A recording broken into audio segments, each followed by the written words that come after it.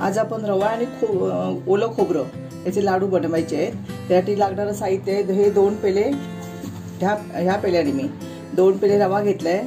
ह्याच पेल्याने हा 1 पेला आणि हा अर्धा, म्हणजे 1.5 पेला साखर, नंतर 1 वाटी ह्याच पेल्याने घेतलंय 1 वाटी हे ओलं खोबरं आहे, आता खाऊन घेतलंय ते।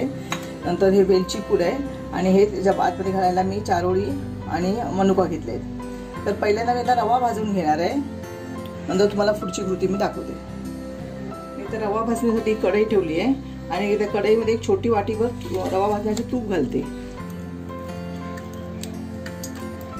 तूप आता गरम झाले, मी आता यामध्ये रवा घालते आणि रवा चांगला रंग न बदलता हळूहळू परतून तो भाजून घेणार आहे। आता मी गॅस कमी करते आणि अलगद चांगला परतून तो भाजणार आहे।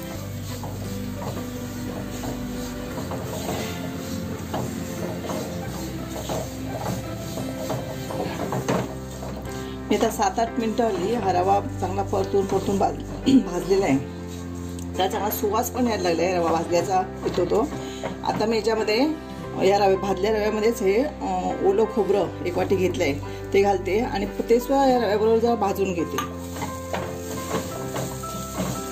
म्हणजे लाडू हे रवा आणि म्हणजे ओलं खोबरं हे लाडू मी गुळाच्या साखरेच्या पाकात करणार आहे। जास्त असं 8-10 दिवसात टिकतात ते, पण हे चांगलं खोबरं वगैरे भाजून घेतलं की त्याचा खवट वास येत नाही, म्हणून रव्याबरोबर एक खोबरं असं चांगलं भाजून घ्यायचं। पाहू शकता याचा थोडासा कलरसह रव्याचा एकदम पांढरा शुभ्र रवा होत आहे, थोडासा रंग बदललेला आहे ना। आता हे चांगलं जरा आणि परतून 2 मिनिटं खोबरं आणि रवा चांगला परतून घेते आणि नंतर हे काढून घेऊन साखरेचा पाक कसा करायचा ते दाखवते। तर मी पाक करणार आहे, यासाठी मी ही 1.5 पेला साखर घेतली होती ना, ती साखर घालते आणि ही 1 वाटीवर त्याच्यामध्ये पाक करण्यासाठी 1 वाटीभर हे पाणी।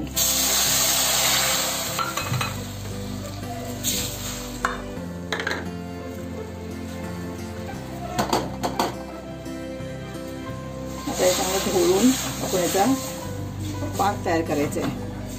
एक तारी पाक करायचा याचा। साखर विरघळेपर्यंत आपण चांगले ढवळत राहूया।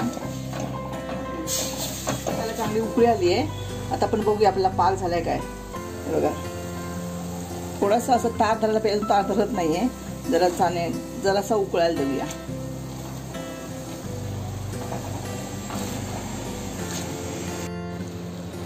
बघा तसं चिकट होतं हे।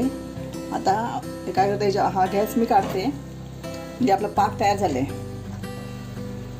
या पाकामध्ये ही वेलची घालते 1 छोटा चमचा आणि हे मनुका आणि चारोळी घालते आणि आता त्यामध्ये आपण हा रवा मिक्स करूया त्या पाकामध्ये।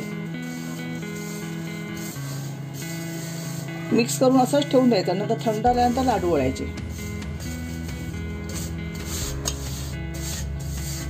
आता हा साखरेचा पाक आहे ना, हा संपूर्ण सगळा हा रवा शोषून घेणार आणि नंतर मग थंड झाल्यानंतर आपण हे लाडू करायचे। अगदी झटपट लाडू होतात हे, पण जास्त दिवस टिकत नाहीत, 10 दिवस चांगले टिकतात, चवीला छान लागतात। आता हे थंड झालं मिश्रण की मग आपण याचे लाडू बांधायचे। आता हे असंच मी झाकून ठेवणार आहे आणि अर्धा 1 तासाने याचे लाडू बांधणार आहे। तोपर्यंत हा रवा आहे ना, सगळा साखरेचा पाक आहे तो शोषून घेणार। लाडवाचं हे मिश्रण आता पूर्ण थंड झालेलं आहे आणि हे रव्याने सगळा गुळाचा पाक हे साखरेचा पाक शोषून घेतलेला आहे। आता आपण याचे लाडू बनवूया। आपल्याला हव्या त्या आकाराचे आपण लहान मोठे याचे लाडू बनवायचे।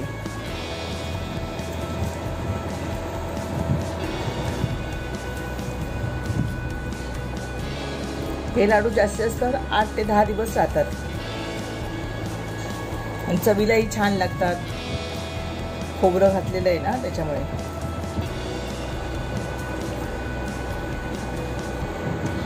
मी आता असे सगळे लाडू बनवून घेते।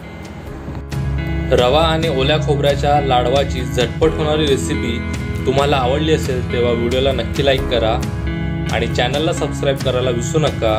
व्हिडिओ जास्तीत जास्त शेअर पण करा। धन्यवाद।